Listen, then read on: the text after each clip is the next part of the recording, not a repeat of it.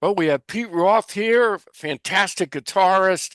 Pete Roth Trio, really making headway here in music, and we want to hear about Pete and his escapades to get to this point, right? So, so were you doing jazz at a younger age, or or what kind of music were you into? Yeah, well, nice to meet you, Dennis, and thanks for having me. Sure. Yes, I got into jazz probably when I was maybe 17, maybe 18. Okay. I had a guitar tutor at the time. I was self-taught till I was around that age. Okay. And then I hit sort of a natural brick wall and I realized I wanted to do a bit more with it. So there was this guy in my hometown in Germany where I'm grown up Right. who was an amazing guitarist, probably way better than you expect from a small place in a sleepy town in the middle of the Black Forest. And he had a massive Ah. record collection, huge record collection. And every now and then he would sort of put something new in front of you and say, "Hey, how do you feel about this?" Hmm. And one day he gave me Giblet's Gravy by George Benson, and that was me off in an entirely different direction than all my friends. And I loved it. I got hooked. I was really into this particular style of jazz, the sort of hard bop. I got Hmm. from there really heavy into Pat Martino, Oh, um, yeah. uh, and absolutely loved obviously Life at Yoshi's, what I think is still till today is one of my all-time favorite albums. And I got into a lot of hard boppers in that sort of way. And then from that, of course, backwards, people go, "Hey, if you like this, surely you like Charlie Parker." And Yes, of I got course. into this, and then it got so it's got a bit more bebop, and then I got into big band stuff from there because you sort of somehow because I got in sideways had to work my way Ah, okay. back to then work my way back forwards again. I think into probably what now is very much what I would call a hybrid style and a hybrid music genre. I mean, I'm not really into one particular genre, nor do I play like I belong to one particular genre. No, I could tell that in the band, it's so unique. And it's really something. So were you doing rock music at all before all this? Were you in rock bands? Yeah, I mean, grown up in Germany, I mean, yes.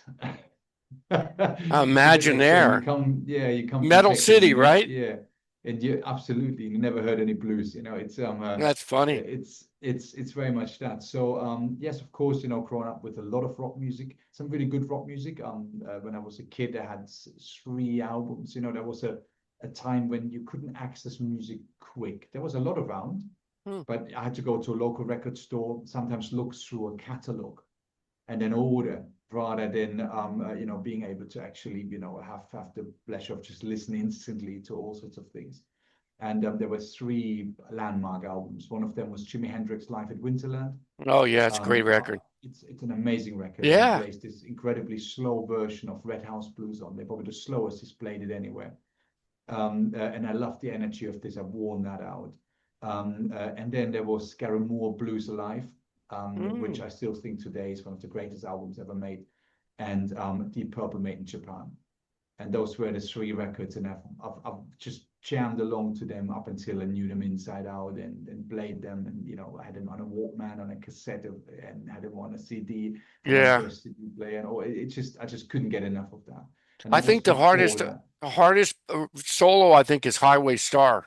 That's amazing. I mean, Yes, Richie Blackmore just, oh man, he's one of the most underrated guitarists of all time. I mean, he just makes it look so easy when he was playing those riffs. yes, and the sound for the time it was magnificent. It still is today when I listen to any of this, if it's made in rock or made in Japan or any of Oh that stuff. yeah, that was one of my favorite records as a kid, made in Japan. Machine Head. Yes, incredible. Yeah, Machine Head as well. It was great. But Made in Japan was mainly that was made a big impression on me.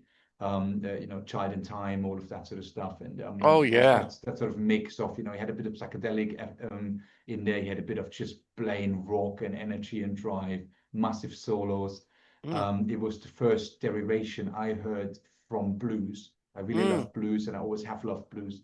Um, but it was the first time when I heard somebody using actually scalar motives together with pentatonic licks. And I always think the two things which Blackmore gets the least amount of credit for is his amazing sense of time. He's got a Mm. beautiful sense of time and has a very, very, very distinct sense of melody. And you know, when you start working out his solos, as many people have before me, you really, really appreciate how advanced he was, because he was young then. He was a young man. Yes, You know, there were 20s, these many. guys. Yeah, yeah. It's an That was amazing period. wonderful period, absolutely, and so I love that. Now, did you listen to any fusion like Return to Forever, Mahavishnu Orchestra, Brand X? Did you listen to any of that stuff? Nothing at all. I was aware of John McLaughlin, but mainly through Friday Night in San Francisco. Okay. Loved that album, Paco de Lucia, Ademiola, and John McLaughlin. They made two albums, I believe, and but a Friday Night in San Francisco was another one. When I was got a bit older, I really loved that. And I did know the Mahavishnu Orchestra. I had a couple of records, but it was never really that influential on me as much as every time I listened to it, I loved it. Chick Corea, all of this, Return to Forever, all of that stuff, I came once I started studying and I got surrounded by a lot of people that were into the fusion stuff.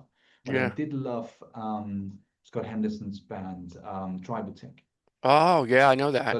that was the closest I got to the fusion, and I thought they were absolutely spectacular. When I was again 18, I've seen them play live, and it was the first time when I see somebody like Scott Henderson close up, and I couldn't quite believe you know, the energy and the power he had in his playing was really, really informative and really formative. I got hooked on Return to Forever. I saw the Romantic Warrior tour. I was in high school, and they Yeah, played in New York. It's Stanley Clark, Al Di Meola, Lenny White, Chick Corea. It was just mind-boggling how great they were. yeah. It's amazing, amazing period for some great music, and then that still had some mainstream relevance. Yep. You know, back then, you know, you could still hope that, you know, your fusion track, you know, I think it's Eternal Child and all of this, they even had MTV you know, videos, and they kind of, you know, they could instrumental music could still have a place Right. in all the vocal music, and between all the pop groups there was an ample space for that. Radio would play, you know, a Yeah. 10-minute version of a song if needs be. Yeah. They would do that. They were long songs back then in the 70s. You had Suppers Ready, you had the prog scene going on with long songs, Close to the Edge, and then you had all the jazz, fusion jazz songs were long. So that was quite a Hmm. period. It was So so let's hear about how you got the band, this new band started, and how you got Bill Bruford out of retirement. Wow, that probably sounds more adventurous than it really was in real life. Bill and Okay. me know each other for a long time, probably best part of, well, over 20 years for sure. Oh, okay. And we don't live far from each other, so we live about 30 minutes drive from each other. And through all those years, we always had, you know, we always kept in contact. We had regular coffees, even when he went into his hiatus, and did his, when I say, you know, from Hmm. what other people call like sort of a break for Bill looks like he's undertaking a PhD at university, writing books. So it's not exactly a break, you know. I think he was just basically doing something else really intense Yeah.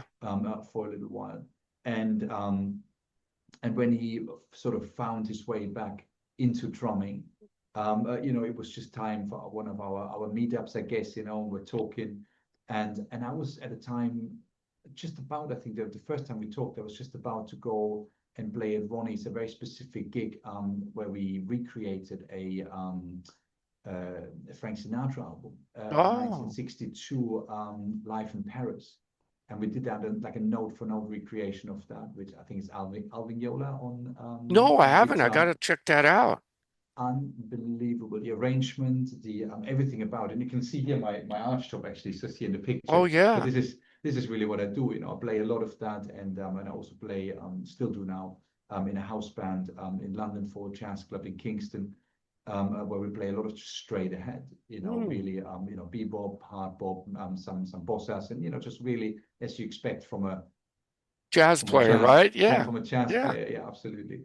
And I love that very much, because of course it's something I spend a lot of time developing, and language I spend a lot of time developing, and so we just got talking, you know, and he goes, well, you know, I've always really loved jazz, and he comes obviously from, I think, a very jazz heavy education, I guess, because you either had classical or jazz. Really, those were two groups of Mm. musicians. They were quite outspoken how technique works, and they were quite studious, maybe in that sense, Yeah. maybe from a natural culture of that particular music, and or in that particular music. And so obviously that's easy to learn from that because people can articulate themselves in a way that makes sense. And so he comes from that era, and so we said, hey, why don't we just jam a bit? And that's what we really did. I brought along a friend of mine who I was touring with. We were just going up and down the country with an artist called Keely Smith, Mm. who's a wonderful artist here in the UK. And we just did a whole England tour with her. And Mike and me, we also know each other for probably the best part of 15 years and been playing in and out of the scene, Mm. playing gigs together. And so I said, hey, that's this really great guy. He plays great upright, also electric player.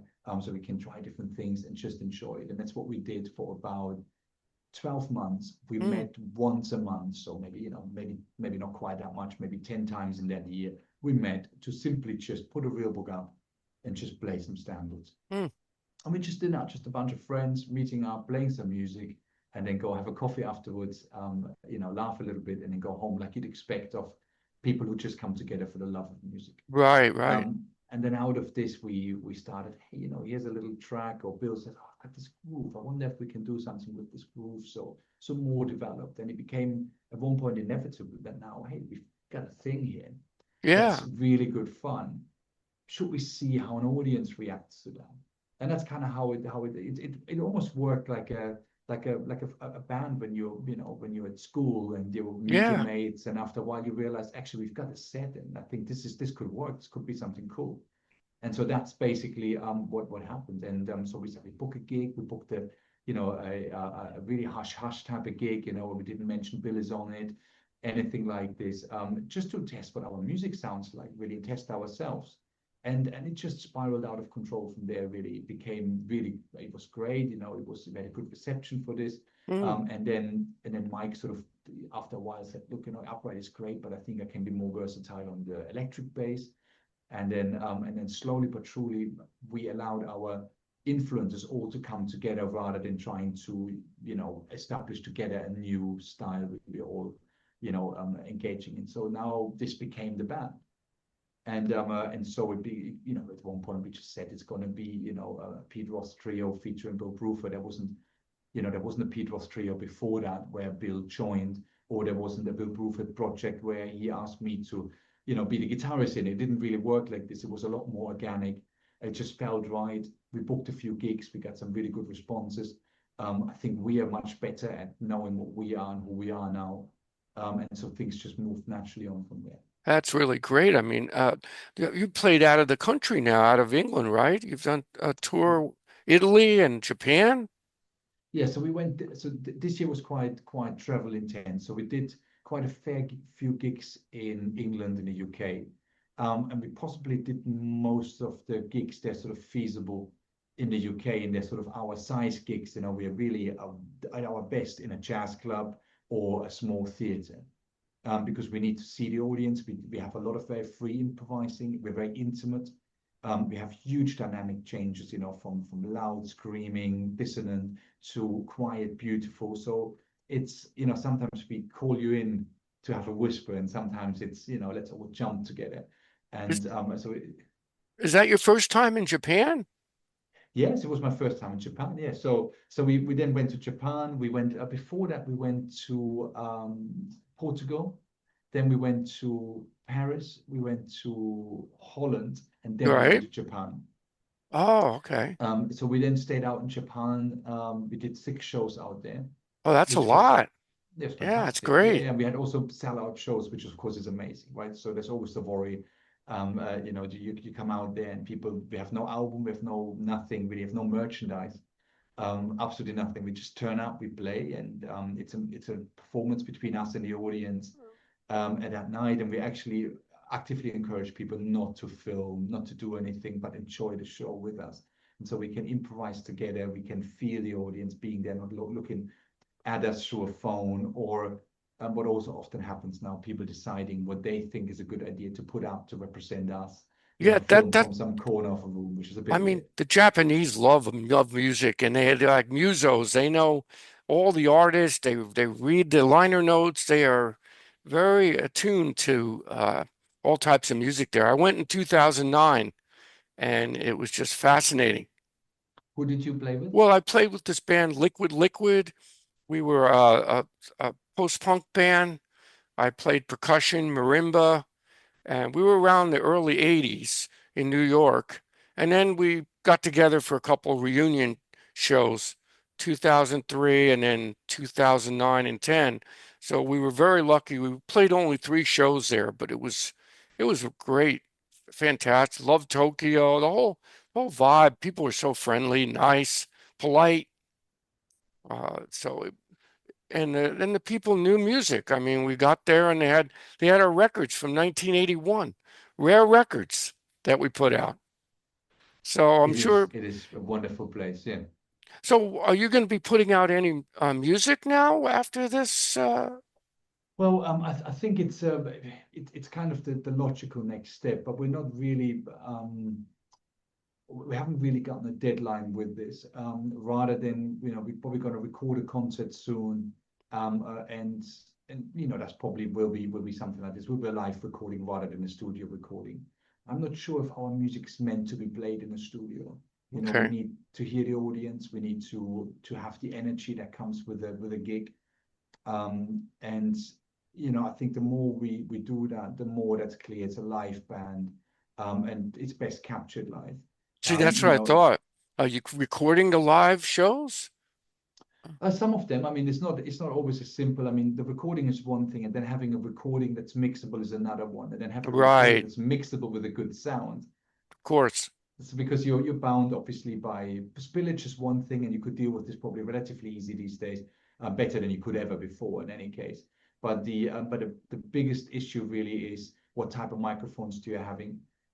So is it good recording? Is it actually is the sound fine? Is it you have an entire take obviously that's cleanly played. You gotta when you improvise as freely as we do. I mean, we have one track where we have nothing arranged other than we know the last 8 bars, 8 minutes Yeah, later, we got to arrive there. There's no key, there's no time signature, there's no nothing. And this goes every night wherever we take it.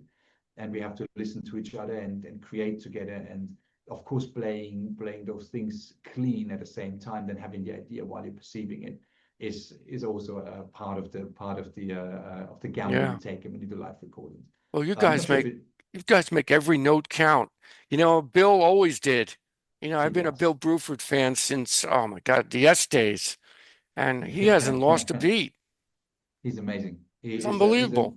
yeah he's an absolute force of nature, and I think he's musically really I think a bit underrated of how incredibly well he hears and understands music. Mm, I was really so happy, to see Bill when he's in that producer type of role. We do something, we write together, we're in a room together, and we chuck ideas around. And the sense he's got for what works, what doesn't work, the ideas they come out of him, it is so natural. It is nothing short of a genius. It's pretty impressive. it's a very organic band. Mike Pratt is really fantastic. What He's other very bands good. was he in? Where did he play? Was he playing jazz before this? Oh, very much. I mean, Mike and me played jazz in the scene together, Oh, for okay. a couple of different artists. He's a very good, very fine jazz player. He recorded with plenty of the British sort of jazz royalty, but he mainly works as a session player, Okay. rather than in bands. And it's the same thing that happened for me. I was a session player, and a hired gun basically, until you work, for in certain in within your field. Obviously, you're known for what you're good at, I guess.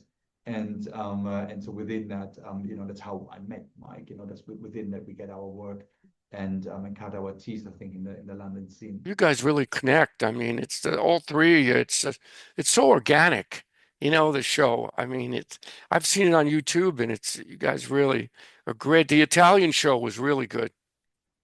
Right. I've not seen much of the Italian show really. We had a few clips which Okay. that looked fine, but it was a great show and should have we remembered as a great show. but there was a guy called Eden, and I think it's called Music by Eden. He is Oh, the promoter for that. okay. And it's really a labor of love for him. So anything he's done or he's involved in seems to be a notch better because he's involved in it. See, that's the Um, main thing. yes, we got You're him and we into got it. You love the music. correct. And it's the same for our agents, a guy called Leonardo from Moonshine Records, I who was has going to been on mention him, Leonardo. Leonardo is incredible. He's really invested in all his artists. You know, not just in us. You know, you can see he is 100% behind the project, and you know, there's nothing, there's no stone he leaves unturned. You know, up until things are just perfect for everybody. It's a real blessing, you know, and a real lucky coincidence to have people like this in your corner. Mm. So then all you have to do is go on and do what you do anyway, play your instrument. That's pretty cool. I just spoke to Gary Husband. Do you know Gary Husband's? I know of Gary Husband. I don't Yes. know him Oh my personally. gosh. We have He's many he's mutual friends. Yeah, he's incredible. he is. I Yes, mean, he plays drums and piano, piano, like really guitar, just yes, bass. He shouldn't be allowed that's true. to You're play as right. well as he does. Yeah, Oh man. but he does it anyway. And he's one of the Yeah, nicest people I've met on this whole series. He's I'm sure really he a is. good Yes. guy and he's passionate about it. And the names of people he's played with: Jack Bruce, John McLaughlin, Alan Holsworth. I'm sure you know him. Yeah, yeah. I mean, yeah, Oh, absolutely. actually, No, Bill played all with him. I saw him with Bill in correct. UK. Yes. That was incredible. So you're on the right path here, Pete. I think you've got a great thing going. Well, that's extremely kind of you. You know, we don't really think of it in any, you know, we don't really look at this and think where we're gonna be with this in 5, 10, 20 years. Right. We're just having a great time right now, and we made a commitment to each other Mm. that we're out on the road and we're gonna have some fun. And this is one of the main reasons why there's no merch table or nothing like this. We want to, you know, obviously meet the fans where it's possible. But past that, it's about three guys being out there and just playing their heart out every night. And I think that's a really beautiful just ethos right at the start of everything, rather than oh commercially we should be doing this or that. There's no talk of that at all. See, the nice thing is that's still relevant, live music. I mean, there's so much recorded stuff out there, so much crap. There is great music out there. You have to find it. But live music will always, I think, people always want to go out and hear good bands, good music. That, that's my feeling. Hmm. And I think And that's the only way bands survive that are trying to make a real living doing this. hmm. And I think well, it's probably a 50-50. The Yeah. market is changing very quickly. Okay. So what we see is from a recorded sort of market, you know, where you kind of go, okay, you need to have a recording, you need to have a video, in order to kind of have some visibility, to create some traction, to actually people are much more happy to come and out seeing live music, to, oh yeah, but live music is oversaturated, so the price is going down. So you can't actually keep your band for too long out on the road.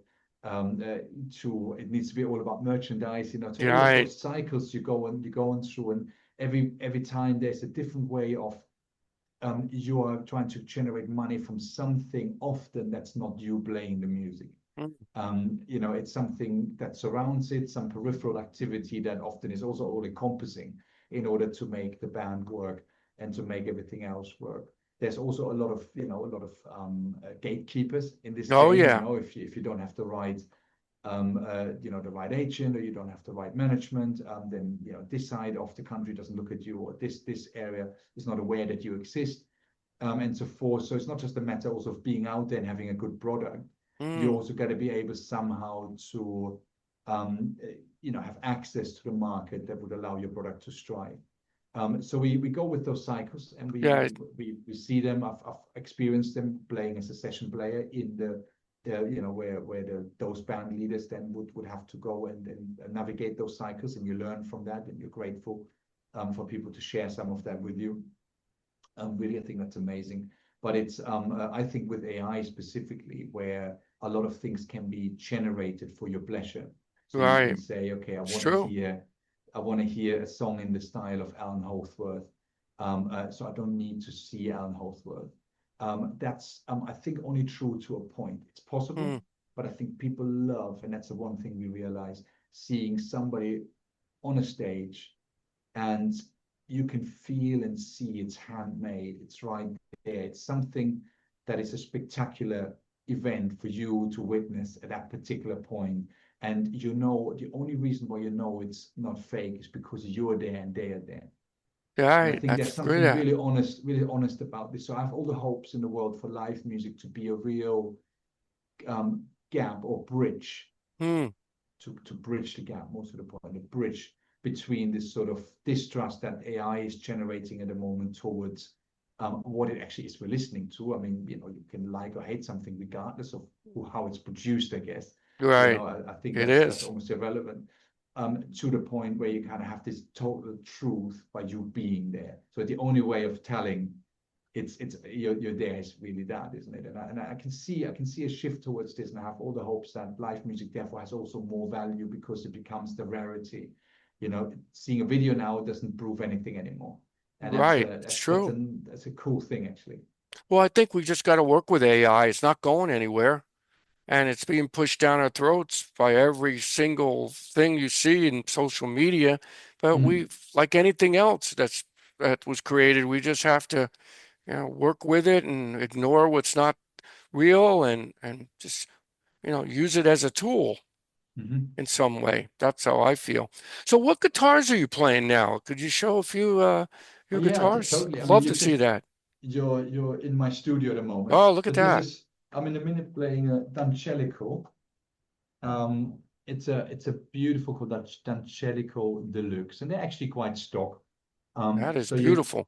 yes, it's I really love it. Um, I sort of accidentally we've got a music shop here. I live in Guildford, just underneath East London, and there's a huge music store called Anderton's Music. Hmm. And I walk in there every now and then, like any musician would do, and you never quite leave empty-handed. Oh, It's imagine a lot well, of the money bill, being paid there. I mean, it's the very bill problem. tempting, right? Yes, yes. I need to go and see some therapy for that, I think. And so I played that. They had one hanging on the wall. I played it, and I was absolutely bowled over by how beautifully playable the neck is. So it's like a C-shaped profile. Oh, I see that. So it's relatively flat. It's got a bit of a wider neck than a 335 might have, but it's flatter. So Oh, it allows for for me to play more comfortably on the wider stretches. I don't have huge fingers. They're not particularly small, but they're not huge. So they're not Rachmaninoff style fingers. So I have to find different ways. And often I've got a beautiful Gibson hanging over oh, I see there, that. which is a 336. Okay, that's a And great guitar. Beautiful, but it's Oh, got the typical Gibson sort of D shape, a quite chunky neck. And so for that, I immediately play differently. So the licks I play on there seem to be yeah. different. There seem to be different notes on it than on this one. And it's the same when I play my jazz guitar, where actually on the jazz guitar I'm most forgiving. I don't really care much about about a jazz guitar. This one is a peerless, and I played that for many years. Um, and I always thought those are again very underrated guitars. Hmm. They're holding up to any Gibson at any point. They're probably half the price. An Ah. amazing instrument. I have this for many years. Never caused me any issues anywhere. It's been in and out of of airplanes, in and out of the back of cars, in and out of gigs, and being bumped Hmm. about, and it's been nothing but a trooper. And yes, so I love that too. But on those guitars, I'm a little bit less susceptible to what the neck feels like. I'm absolutely okay with most things because I don't bend. I play usually clean. Clean. Okay. It's very specific, so the technique works in a very specific way. While when I play with Bill and when we do the trio stuff, we literally go from some straight ahead stuff. Sometimes we play actually standards. We used to play for a little while Donna Lee, and we played Billy Bounce a bit, and a sort of a skewed version of this. To now, actually, we ditched a lot of those in favor of just new tunes we've written. And a lot of it is a lot more fusiony, maybe in that sort of sense that we have all our influences in there, rather than fusion as in jazz rock. Right. And so a lot of it is distorted. Then so there all of a sudden some bending techniques come in, all sorts of things. So I have to change everything. I play which what I think a lot of players now call a selective picking style. So I don't really have an alternate picking style or hybrid picking style or a sweep picking style or an economy picking style. It's all of the above. for whatever Uh, I think suits the technique best. And for that, I need a guitar that's really forgiving, and this is a really forgiving guitar. well, you guys, Bill and Mike really set the tone with that, with the rhythm section. So it leaves you right there to do some really great lead and chords and everything else you're adding to the songs. It makes a difference. It does. It is the most creative project you can imagine. And there's also a beautiful ethos where everything is accepted. Mm, Like, because we try not to play written music, but we try to have, of course, some scaffoldings, i.e., okay, this is let's say has a certain melody, or something has a particular beginning and a particular end, in order to kind of have a framework which in we can expand into, or we can create into. A lot of the times what happens in between there, harmony wise, rhythmic wise, time signature wise, all of this is really up for grabs, and may mm, change. I mean, we have many songs where time signatures change on a tip of a hat, or we imply different things, go into it for a little while, and then decide to abandon just on a musical note, yeah, and that's great. yes, that's very very creative. So all answers are yes, all sounds are yes, all approaches are yes. So at that point, you're ending up with like a playground for for a young child, just playing in a Yeah. sand Oh, pit. yeah. I It's see really that. cool. It's pretty cool. And so, where are you going to be playing next? Do you have more gigs lined up? Yeah, totally. So we just came back from Germany, Poland, Czech, and Austria. Oh my gosh, So we that's just finished great. that. Before that, we did Scandinavia. So we did Finland, we did Norway, and we did Sweden. And Oh my gosh. tomorrow we're in Hastings in England. And then on Friday we're out in Italy for a 10-day run of Italy. Oh, And wow. so we're doing the Blue Notes, Milan, Rome, and then going to Asti, going to Verona, going to some other places. Which Now, is are which is these sellout shows? Are you getting good crowds? Yeah, oh yeah, we're getting very good crowds. So we had on our last trip, we didn't sell out two out of the 7 or 8 dates. I need to count again. And one of them was a 1,300 seater. That's not what we do. Right. So we do jazz clubs, I say, and we kind of we don't have a marketing department. We don't have anything. We just put a few Facebook posts out. The venue does a little bit, and that's kind of the end of that. And that's kind of how we want to keep it, because remember, the parameters are we got to have fun. So if it becomes stressful, if Bill feels he's now got loads of interviews lined up, Right. if we feel that there's more noise surrounding the gig than the actual gig, then obviously it all goes in the wrong way, and it all becomes, after a while, just something that is bound to become worse rather than better. Right, right. And You we want to keep it a certain level, right? Where you're enjoying the music. It's a small enough crowd, right? That everybody can hear you good instead of playing like huge places. Yes, and so we do sell out most places we play, as long as it's within that sort of club size. I think that's fair to say. We've just done a great one in Porgy and Bess in Vienna, which is an absolutely stunning club. Hmm. And Monday night, and it's a sellout, and of course everybody's really happy.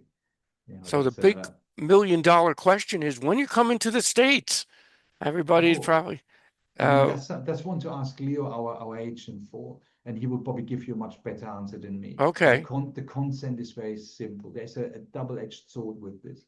One of Mm, them is that due to the political climate and the way the states are operating with importing musicians, with the limited amount of visas right.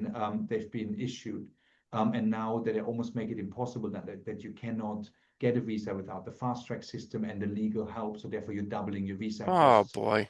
Sure, the lawyers you need to involve in this, otherwise you simply won't get anywhere. It's like a self-feeding system, right? Where everybody Yes, just it gets is. no up until you paid all the monies that can be paid.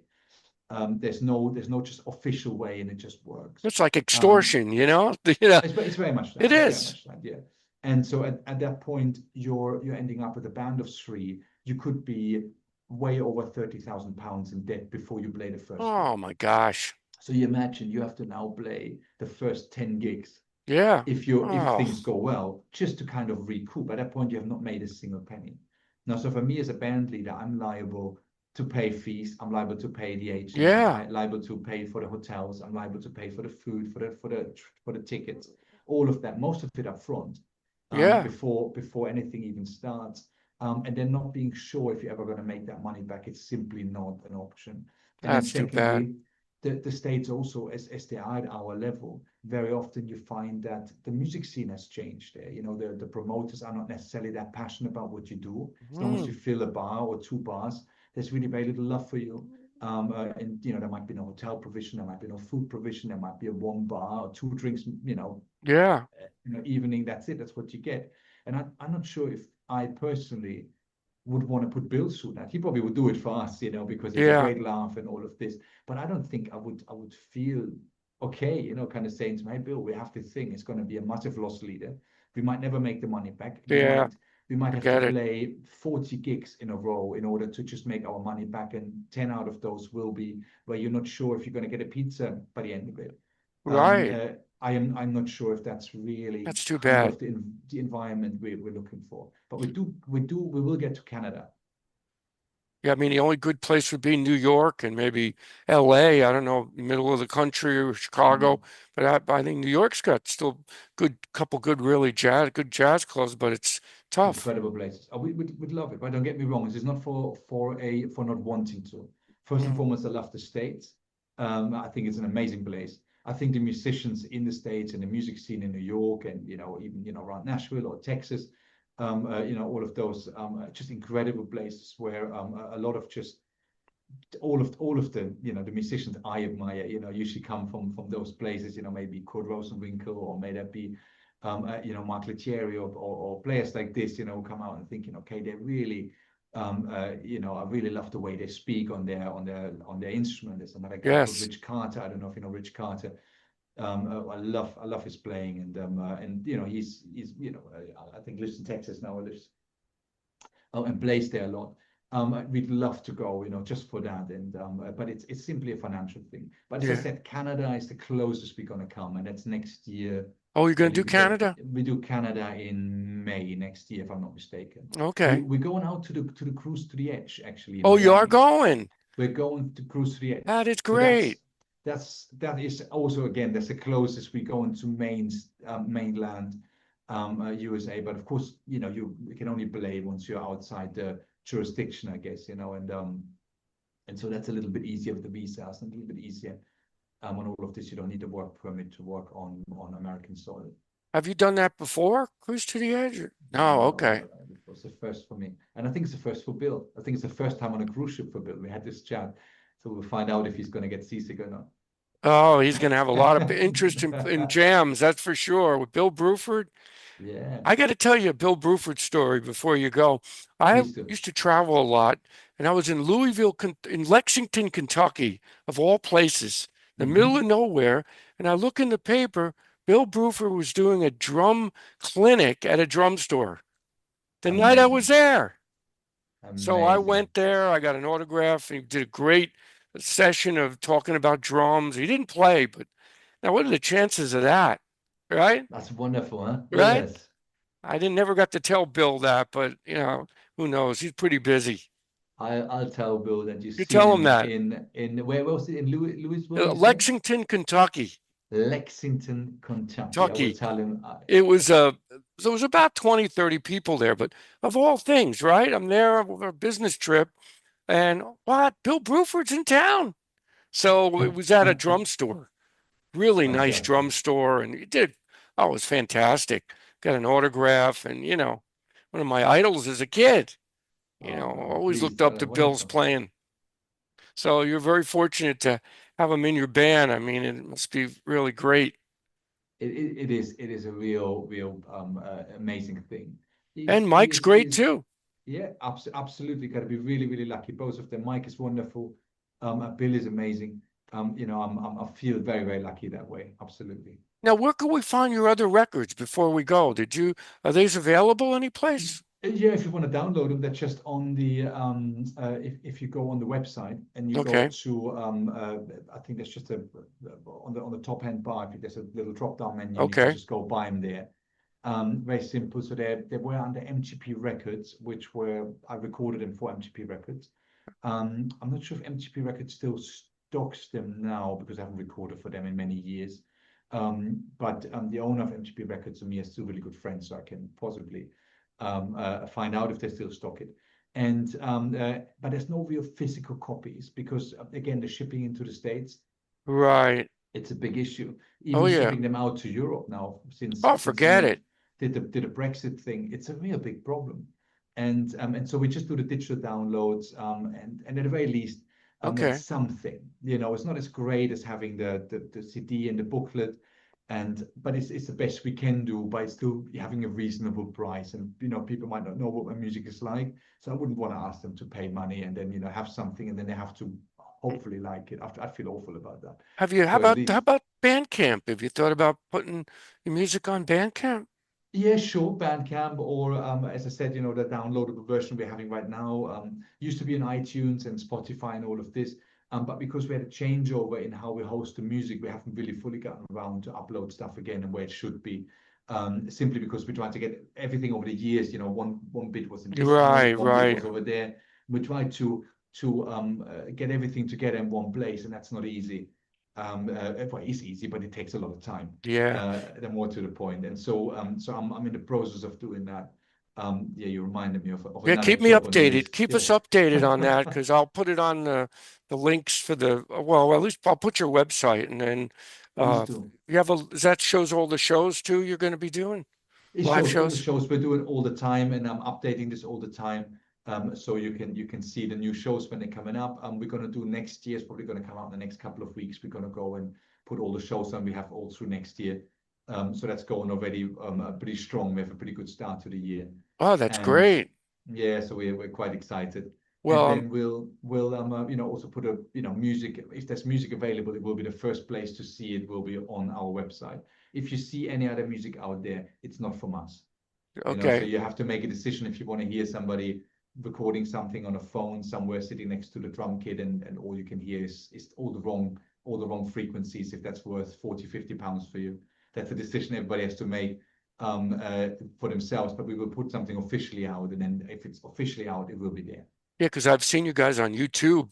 A lot of videos. They were great. It was just so great to see Bill back in action. We really Yes, it is missed great. we It really is missed that him. is amazing. Yeah. We Um, I thought he will would I never will play again. Well, I think I reckon he wasn't sure. I don't think he could have Mm, told you 5 or 6 years ago, oh no, just give us another year and I will be back. I think he genuinely at one point just had that passion reignited, and then that was that. you have Dennis, to. I'm so sorry. I've got to run off. Sure, I'll let you Um, go, uh, Pete. And it's but been it's a been a pleasure. pleasure and an honor. And It's been all mine. come on again. Maybe any next time we want to hear more about the tours. And I wish you the best of luck. And your band is great. Keep it It would going. be it would be my absolute pleasure. Same to you, Dennis, and to the lovely work you're doing. Thank you